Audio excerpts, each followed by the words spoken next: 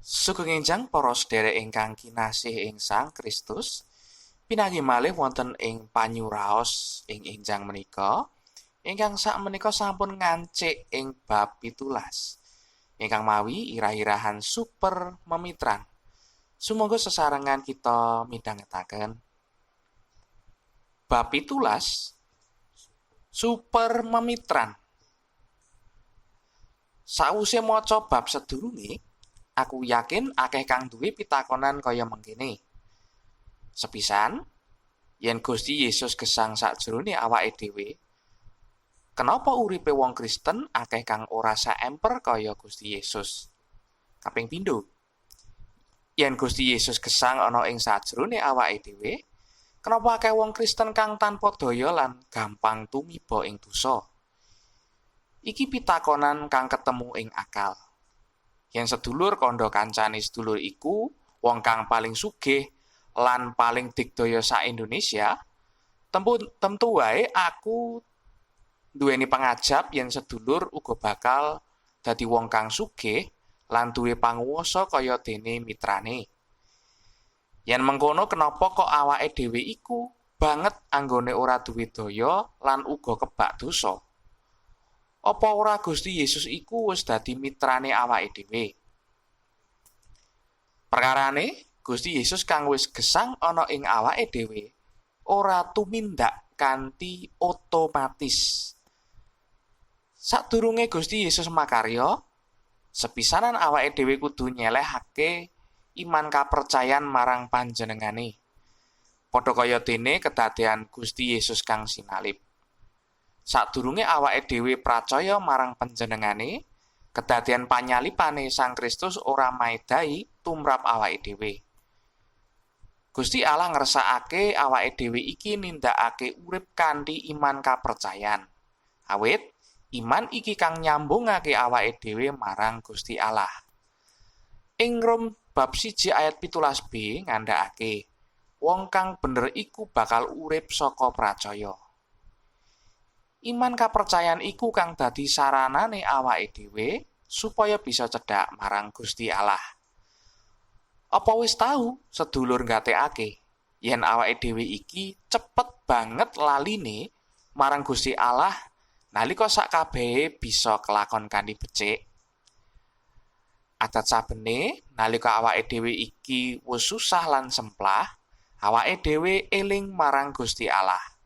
Lan nalika awake dhewe kelingan marang Gusti Allah, sing ana ing bayangane awake dhewe iku ana sawijining priyayi kang jumeneng ing swarga. Awake dhewe lali yen Sang Kristus, Gusti Allah iku gesang ing awake dhewe. Awake dhewe mung waton nyuwun wae marang Gusti Allah kang kaya-kaya adoh ngaluk-aluk ing swarga lan udu ing atine awake dhewe. Mulane awake dhewe kudu tansah ngelingake marang awake dhewe yen sejatine awake dhewe nduweni sesambungan marang Gusti Allah. Sesambungan kang raket. Mulane awake dhewe ayo padha nyinau saka Galati bab 2 ayat 19b kanthi temenan. Galati 2 ayat 19b nyaritakne, kula sampun nderek kasalib kalian Sang Kristus. Apa tegese wis kasalib lawan Sang Kristus? Kepiye bisane awake dhewe sinalib bebarengan Sang Kristus? Kamangka Sang Kristus seda sinalib 2000 taun sadurunge awake dhewe lair. Senajan awake dhewe ora sacara wadak kasalib bebarengan Sang Kristus, awake dhewe bisa nglakoni ing sakjroning pamikire awake dhewe. Wiwit saka nampa Gusti Yesus minangka juru slamet, Gusti Yesus wis rawuh ana sakjroning batine awake dhewe. Awake dhewe ora bisa meneh mung ngomong aku, krana awake dhewe wis duwe mitra ing sakjroning ati. Wiwit saka nalika iku, aku wis kasalibake. Lan aku uga wis ora ana meneh.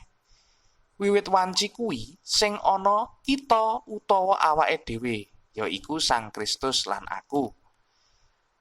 Galati 2 ayat 20 njlentrehake kanthi ukara, nanging kula gesang, namung kemawon sanes kula piyambak malih ingkang gesang, namung Sang Kristus ingkang gesang wonten ing kula. Wiwit nalika awake dhewe nampa Gusti Yesus minangka juru slamet, awake dhewe kudu nglatih pikirane awake dhewe lan bisa ujar awake dhewe lan dudu meneh aku. Wiwit kuwi awake dhewe kudu nyinaoni supaya bisa adu arep karo pacobaning urip bebarengan kalawan mitrane awake dhewe, yaiku Sang Kristus kang dedalem ing ati.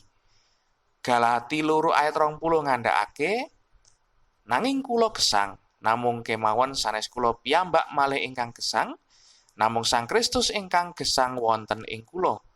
Wondene gesang kula ingkang kula sandhang ing daging sakmenika, menika gesang margi saking pitados dumateng putraning Allah ingkang sampun ngasihi kula saha sampun masrahaken sariranipun kangge kula. Ateges, senajan Sang Kristus wis gesang sakjroning awake dhewe, panjenengane ora bakal aktif paring pambiyantu marang awake dhewe yen awake dhewe ora mapanake iman marang panjenengane. Iman kang dikarepake iki dudu iman kang dadi dasar nalika awake dhewe sepisanan pracaya marang Sang Kristus minangka juru slamet. Imane awake dhewe marang Gusti Yesus kang sinalib gawe awake dhewe nduweni urip anyar, urip kang langgeng, lan uga ndadekake Sang Kristus dadi mitra ing sakjroning atine awake dhewe. Iman marang Gusti Yesus kang sinalib kedadean mung sepisan wae lan ora perlu dibolan-baleni. Karana nalika awake dhewe nduweni iman iku, Gusti Yesus dadi juru slamete awake dhewe. Gusti Yesus uga dadi mitra utawa kancane awake dhewe. Iman kuwi yaiku iman nalika awake dhewe pracaya marang Sang Kristus Yesus lan pakaryane ing salib tumrap dosa-dosane awake dhewe. Iman kang sinebut ing Galati 2:20 iku yaiku iman kang kudu diduweni dening awake dhewe nalika nglakoni urip padinan. Iman iki kudu tansah awake dhewe duweni bola-bali nalika awake dhewe ngadepi pacoban. Iman iki yaiku iman ing Sang Kristus kang gesang ana ing sakjroning atine awake dhewe. Tuladhane, yen sedulur nalika maca kitab suci durung duwe pangerten, mulane sedulur kudu nyuwun pangerten iku saka mitrane awake dhewe. Kanthi ukara mangkene, Gusti Yesus, kula kirang mangertos, nanging paduka saged priksa samukawisipun. Kula nyuwun pitulungan supados paduka paring pangertosan supados kula saged mangertosi ayat kang nembe kula waos menika. Matur nuwun Gusti Yesus. Yen sedulur kurang ing kawicaksanan nalika arep gawe putusan, sowana marang mitrane sedulur. Bisa kanthi donga mengkene.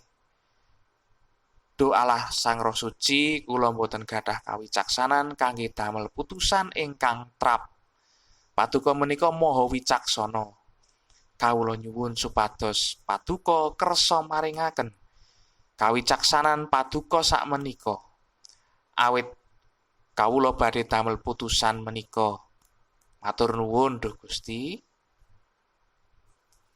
Yen sedulur tumiba ing panggoda, sowana marang mitrane sedulur supaya oleh pitulungan. Kanthi pandonga kang mengkene. Gusti, kawula dawah wonten ing panggoda lan kawula boten gadah kakiyatan supados saged nampik panggoda menika. Paduka kersa mitulungi lan maringi kasucen lan kakiyatan dumateng kawula. Matur nuwun Duh Gusti. Yen sedulur kurang sabar nalika ngadepi wong liya utawa kahanan, sowana marang mitrane sedulur kanthi pandonga mengkene. Duh Gusti Yesus, kawula menika kirang sabar, ananging paduka kagungan sedaya kasabaran. Kawula nyuwun pitulungan supados saged sabar. Matur nuwun Duh Gusti. Yen sedulur ora wani martakake Injil marang wong liya, nyuwuna rasa wani iku. Yen sedulur ora ngerti kepiye carane ngomong, nyuwuna supaya sang mitra iku maringi omongan kang bener. Panjenengane iku mitra kang tansah setya lan ora bakal nguciwani awake dhewe yen awake dhewe pracaya marang panjenengane. Akeh-akehe wong Kristen mung weruh carane duwe iman marang Sang Kristus kang sinalib supaya nduweni urip langgeng. Nanging sethithik wae wong Kristen kang uripe mawa iman ing Sang Kristus kang dedalem ing ati supaya nduweni urip suci lan tansah menang saben dinane. Akeh wong Kristen kang mung pracaya marang Sang Kristus supaya dilunasi dosa-dosane ing salib. Nanging sithik wae kang kumandel marang Sang Kristus supaya oleh pitulungan ngalahake dosa-dosa nalika urip saben dinane. Apa sedulur urip ijenan lan tansah kalah? Kudune sedulur ana ing urip kang kebak kamenangan bebarengan Sang Kristus Yesus. Ukara kang endah ing dina iki yaiku nalika awake dhewe pracaya lan nampa Gusti Yesus minangka Gusti lan Juru Slamet, nalika kuwi uga awake dhewe nduweni Gusti Yesus minangka mitrane awake dhewe. Matur nuwun dene para sedherek sampun kersa midhangetaken lan sakmenika sampun ngancik ing panyuraos ing bab 17. Mugi minjing-injing saged pinanggih malih ing panyuraos. Mugi Gusti tansah berkahi.